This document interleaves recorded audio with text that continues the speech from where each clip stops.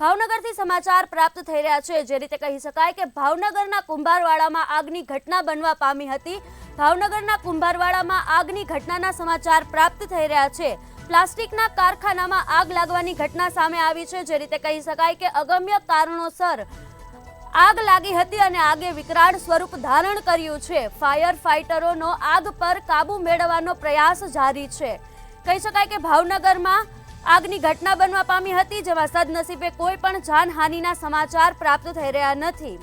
ભાવનગરના કુંભારવાડામાં આગની ઘટના બનવા પામી છે, ત્યારે આગની ઘટનામાં કોઈ પણ જાનહાનિ થઈ નથી। પ્લાસ્ટિકના કારખાનામાં આગ લાગી હોવાનું સામે આવી રહ્યું છે। અગમ્ય કારણોસર આગ લાગી હતી અને આગે વિકરાળ સ્વરૂપ ધારણ કર્યું હતું। જે રીતે કહી શકાય કે ફાયર ફાઇટરનો આગ પર કાબુ મેળવવાનો પ્રયાસ ચાલુ છે।